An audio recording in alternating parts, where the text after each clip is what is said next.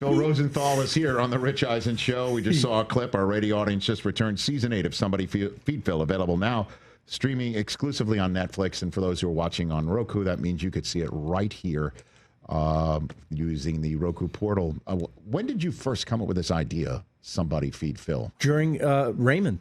During Raymond? Yeah. So season what of Raymond, would you say? In between season 1 and 2. Oh, really? So early on? Yeah. I say to Ray, you know, where you going on your hiatus? He'd never been anywhere.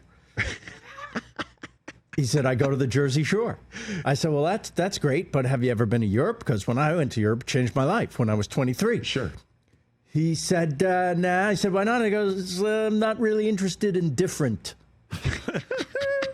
And right there, I had an idea. Yes. We got to do that episode. I told him, we're doing that episode. Right. He goes, what do you mean? I go, we're going to do an episode where we send you to Italy as you, and you come back as me. Someone who's excited about travel and Italy, especially the food and Italy people. Yeah. And it took me 3 years, I think, to convince him because he was afraid of flying. Really, too. So this was for an episode of Raymond. Exactly. Okay, so now we go, and I wrote this story of Raymond doesn't want to travel. Yes. He fights the whole way. He's complaining the whole time, and then slowly but surely he gets it. He gets it. Mm-hmm. And the best part of doing that episode is that thing that I wrote, this arc of a character that I wrote, I saw happen to my friend Ray. Phil, have you had gelato? He was all excited, and now he goes all the time. And I thought right then and there, that was 25 years ago. Yes. What if I could do this for other people? And so when Raymond was over, I tried to do other sitcoms. Nobody wanted that style of sitcom anymore. Yes. Raymond, there wouldn't be another family sitcom. Think about it, till Modern Family 5 years later. And that's a totally different... Modern. You know, right. A totally different way of shooting it. A totally different way of single camera. Exactly. You know. Sure. So I said, if I'm going to knock my head against this wall in Hollywood, can't get anything on anyway, why not pick this spot in the wall of something I'd love? So this travel show. And I sold the show with one line. I might have told you this before, but I told PBS at first, I'm exactly like Anthony Bourdain if he was afraid of everything. And they're like... and I sold it, and we did 6 episodes there. We won the James Beard Award for Best Travel Show. Right. And then they couldn't afford to do it anymore. Sure. And here comes Netflix, this startup. Yeah. And because this is probably about, what, 8, 7, 9 like years ago. Sure, yes. Right. So I said, I'm happy to go. Ted Sarandos was fantastic to me. He loved the show. Right. And there I am. There you are. So a couple. And now look, I'm on with Best Dad Ever. That's right. I'm with Best Dad Ever. That's right. So just a couple follow-up questions. Yes. So is it true? So you're saying Ray Romano coming back from Italy, you actually got him to do this. Yeah. He chose gelato out of everything that he sampled in Italy. He loved the pizza. He loved the pasta. I mean, he's Italian. So, you know, I always tell people, if you love a food, go to the source. Right. Like, do you like pasta? Of course. Have you been to Italy? Of course. It's the greatest. Okay. And so you're not that picky an eater? Well, no. I mean, but it's not like I'm having anything completely out of, you know, what you would consider the lanes of Italian food. I understand. You know, I'm not really a spice guy. I cannot have anything that has any kick to it, which I know you're looking at me like I'm crazy. No, you're not. But I cannot. By the way, my parents were the exact same way. I'm opening a diner here in Hollywood, on Larchmont Boulevard. Okay. And we're going to have a hot sauce.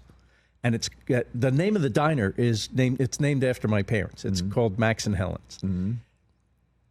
We have a hot sauce, and it's literally called Max and Helen's Not For Me hot sauce. You could have one. You could have a hot sauce, too. Yeah, because normally it's not for me. Not for me. That is so funny. So this year, in season 8, traveling to Amsterdam, Tbilisi, I think we saw... Yeah. Were you picnicking in Tbilisi? Absolutely. Did I see that? Well, that's the country of Georgia, not the state. The country of Georgia, in between Russia and Turkey. Yes. They invented wine there 7,000 years ago. Did you know that? Was that out of just boredom? Boredom, I would guess. Hey, these grapes seem to have gone bad. Let's taste them. Wait a minute. This is really good. And it gets us drunk. Yes. It's a tasty But grape. that's pre-Egyptian. I didn't know that until we did the show. How do you decide where you're going? Like, we get invitations actually from tourism boards, and we study these and we say that could be a good show there. And then when we started, it was just a place I want to go, right? And it still is that. Sure. But I'm so pleasantly surprised with the world. Which is why it's always great and sweet and nice. Most people are so sweet and nice and great all over the world. But here's a generality: most people are so much better than their governments. That's ripped straight from the headlines in so many ways here. It's a hot take for today. It's a hot take for today. Not for me. Not for me. Exactly. Everybody Loves Raymond led to you meeting Raymond, yes, exactly. Or you knew him from back in the day? Even though we were both born in Queens. Yes. Are you from New York too? I'm from Staten Island, sir. Beautiful. Yes. Great. Which is why I'm an Italian food guy through all and through. The best people. Yes. So Ray and I never met, but I saw a stand-up one night on Letterman, and it just so happened that very night, Letterman said there should be a sitcom for that guy. And so months you were later, sitting home watching it? Yeah, and I didn't think anything about it until I got a video cassette of this comedian and that appearance, and I put it in, and I go, I remember that. That was months ago. Right. I saw it. I loved it. Thought he was hilarious. Do you want to take a meeting with him? They're looking for somebody to create a show for him, and you're a writer. That's how it works. Writers look for comic talent to write scripts for. Right. Comedians need, comedy sitcom writers. Right. So we meet at Art's Deli. Art's Deli here in Los Angeles. Exactly. He flew out here. If I'm not mistaken, at Art's Deli, every sandwich is a work of art. Yeah. See that? That's the name. That's the phrase. That's exactly right. Okay. So that's where you met. All right. He tells me about his family. He says, I got twin boys and an older daughter. We were just talking. I don't know him. He doesn't know me. But if we were going to work on a project together, I said, tell me about yourself. Twin boys, an older daughter. My parents live close by. They were always bothering me. My older brother lives with them. And he's a police sergeant. He's very jealous of me. He saw an award I won for comedy. He said, never ends for Raymond. Everybody loves Raymond. I said, well, doesn't seem like there's anything there we can use. No, I thought that's a good starting point. Sure. He never acted before, so that's a good place to begin. Right. And what I didn't know about the characters in his family, I filled in with the personalities from my family. So the show's kind of this unhappy marriage of the two families. Interesting. Yes. Well, we had him on the show, I believe it was last year. It could have been the year before. And it didn't stop. It didn't kill the show? No. You're still going? No, we're still going. We're still going. He told the story about coming up with the title himself with you as well. And I'd love to get your end of the story from here. Roll it, please. Here's what it was. Yeah. Everybody Loves Raymond was a sarcastic comment that my brother was a New York City police officer. Yes. And at the time, one day he said, I go to work, people shoot at me. Raymond goes to work, and everybody loves Raymond. That's a true quote from my brother. So in writing the script with Phil Rosenthal, I told him that story. He said, well, we got to put that in. And not only that, but let's make it the title. And I said, no. He goes, it's a working title. We'll change it. Yeah. And then that happened. So then I came up with, my manager still has a little piece of paper with all the alternates I put in, but some of them are absurd. You got some of them? What it was... because you have to keep Raymond in the title. So it was that Raymond guy. Mm-hmm. And one of them was Raymond. Raymond. Raymond. Yes. Anyway, the CBS took, I gave them this list, and they said, we'll test it. And they test, like they do everything. They test it. Yeah. They put it in front of an audience. And they said, everybody loves Raymond, tested better. And true. This is all true. 100% true. His real brother said it. I put it in the script. Yes. My wife read the script. She was the first person to read the script. And she said, that should be the title of the show. And I just put it on there. I wasn't lying to Ray, tentatively, because I couldn't think of a better title. That sounds pretty good. It harkens back to I Love Lucy. Of course. And we're doing a kind of old school type of comedy, which I happen to cherish. I love those shows. Mm-hmm. And I don't know if he told you this, but he called the president of CBS at the time when we were going. He goes, "Can we at least change the title?" And he goes, "Ray, it tested well, the title. Everyone likes it, so we'll leave it for now."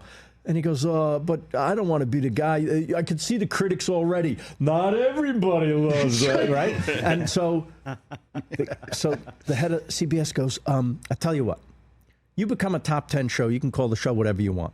Next year, we were a top 10 show.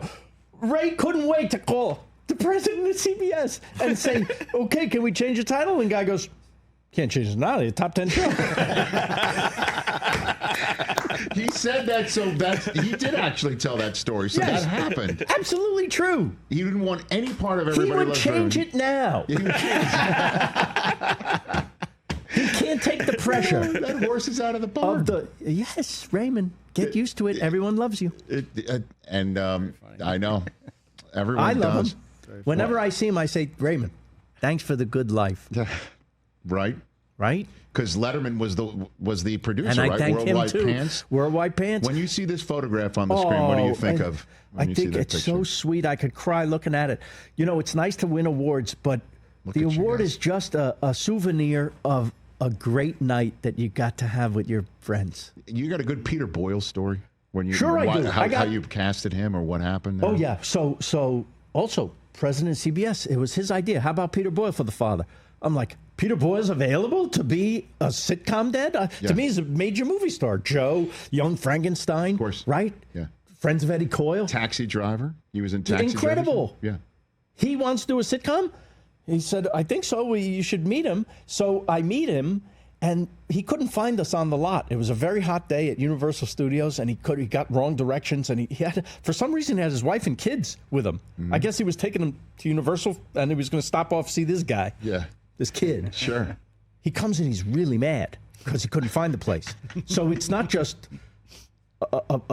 Joe or Young Frankenstein coming in. It's angry Young Frankenstein coming in. Sure. And he just scared the hell out of me. And I said, "The part is yours." Because there's no. And then he turns out to be a pussycat. Here's two things about him. Sure. He studied to be a monk. Mm-hmm. Did you know that? Nope. I said, "Why'd you give it up?" He goes, "There weren't enough girls there." and then the second thing was, you know who best man at his wedding was? No. John Lennon. What? That's right, because his wife Lorraine, they met when she was a reporter for Rolling Stone magazine. She got an assignment, go cover this movie, Young Frankenstein. So she goes to cover the movie, and she meets Peter, and they fell in love. Her best friend was Yoko. And then the four of them are hanging up. I've seen pictures of them like in the hot tub.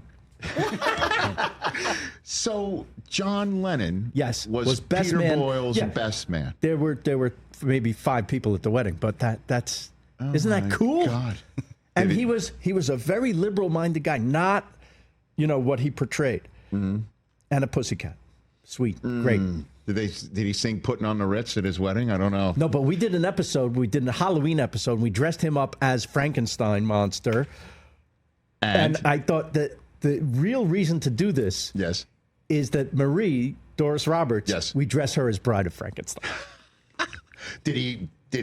Was he all in on that Of idea? course, and the audience loved it. Little Why inside wouldn't joke. they? Phil Rosenthal here on the Rich Eisen Show. Okay, before we let you go, let's do it. We haven't done Start Bench Cut in quite some time. Oh, this is. Yeah. I've heard it in a different way. You mean with Yes. marry and kill and stuff like that? Yes, and one more word. Yes. Which is a word I say whenever anything spicy is on my plate. We've got 4 different iterations of food and sports related of Start Bench Cut, and we have some production value. Wow, let's see. Start now. Bench. Just sit down and be quiet. Or cut. There you go. That's Larry David for you right there as well. Really? I think was that from the moment where you got out on Curb Your Enthusiasm? That was a great That's episode. another story. That is another story. Okay, here we go. Phil Rosenthal, the creator, executive producer, writer, host of Somebody Feed Phil. Give us some music if you don't mind right here. The best NFC East food by city. Start Bench Cut. Ooh. New York pizza, Philly cheesesteak, Dallas Barbecue. This is 3 teams in the NFC East. What do you Wow. have for me right here? Oh, I don't want to cut any of them. They're all fantastic. I got to cut something. That's the issue with this game. You have to start one, bench one, and cut one. This is really hard. I'm going to start by saying I don't want to cut any of them. Understood. It's all right. So I'm sorry, Philly. I'm going to cut the cheesesteak. Okay. I love it, Whiz without. but I hate to cut it. All right. So Terrible. Then This is a terrible game. So you start or bench New York Pizza, New York pizza. and Dallas Barbecue is number 1? No, Or no. what? I start New York pizza. Okay. Pizza is my favorite food. I'm with you, man. Good Lord. Maybe that's the New Yorker in us. Yes. So you start New York Pizza, Yeah. bench Dallas Barbecue. I don't want to bench anybody. I don't want to cut anybody. from- I hate this goddamn game. This is terrible. Next up. All right. I don't know if you don't mind, we're going to press ahead here. Go ahead. All right. Your show. Best barbecue in an NFL locale. Ooh. Kansas City, Carolina, or the state of Texas. Ooh. Best barbecue. Texas wins. So you start Texas. Yes. You have to bench and cut one. I'm sorry. What do you who are you benching? I don't. What were the other Carolina? Kansas City and Carolina. I'm gonna. I haven't had Kansas City barbecue. I haven't been there yet. Oh, Phil. Season 9. Actually, Don't my mess live around. tour. I'm doing a national. Everybody, I'm doing a national live tour starting in August. So I'm going to be in Kansas City. So it'd be stupid to cut them before I had them. You mentioned Modern Family. Let Yes. Eric Stone Street take you places. Okay, I love him. Let him do that. Okay. I'm telling you, that'll be a great episode. Or Then we whatever cut you the do. other one. Okay. Start, bench, cut. Best Super Bowl party food: wings, nachos, pizza. I think I know what you're going to start. Well, pizza always wins. Okay. So I'm doing that. You're benching wings or nachos? What are you doing? I get rid of nachos, cut nachos, and then do the. Yeah, I'm not a nachos guy myself. It's okay. either. It's fine. Okay. It's solid. I learned how to. Nachos are Somebody solid. said, you know how they make a pile of nachos and then the cheese is just melted on it? Yes. Half the nachos don't have cheese on them. Gotta layer the You cheese. gotta Layer you it, gotta yeah. lay it out flat. Your nachos. Oh. Put the cheese over everything. That way, every nacho has a cheese. Yep. See that? Yes. You learned something today. By the way, I did. I've just learned every nacho is cheeseworthy. Right, Phil? Listen, I mean? you can Every apply nacho. that. You can apply that. That's a metaphor for humans. Indeed. Yes. Last one for you. He loves start, bench, cut. Phil Rosenthal, best sports city for food. Ooh. Start, bench, cut. Chicago, New York, New Orleans. Wow. I'm not cutting. No. You're leaving By the way, playing field? the game with the naughty word Yes. Yes. at least has marry as the second. You're not benching. Well, bench, right? you never know. You saw last night. You were watching Game 7. You were telling me in the That's green room right. out Yes, here. yes. T.J. McConnell, Yes. off the bench, wound up being as good as a starter. Phenomenal. So bench is not Yeah, you're leaving him you're- aside. yeah, He's you're- coming right second Yeah. place. And you got it. Cut is you just got to get rid of one. He was great. He was. He was great. All right. So I love. I mean, New York. I'm from New York, so Okay. that wins. Okay. No, I'm not playing. He's no. not playing. He's leaving the I playing put them field. both. They're all three great. Okay.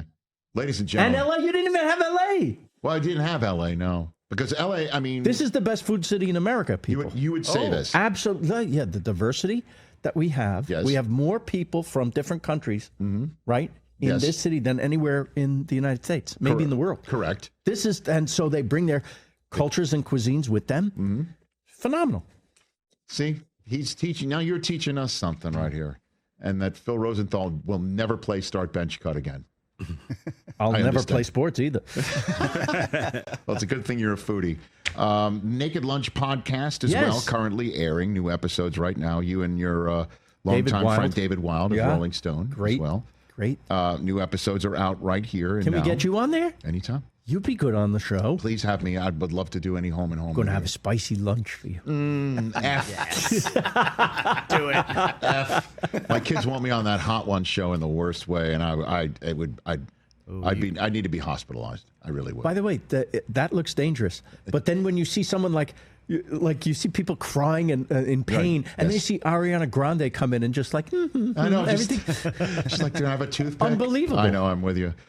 Phil Rosenthal, the longest running original Netflix unscripted series, Somebody Feed Phil, season 8 is available right here on the Roku portal through Netflix, obviously. Great to see you, sir. Always a pleasure. Catch the Rich Eisen Show live weekdays from 12 to 3 p.m. Eastern on Roku Sports Channel in the U.S.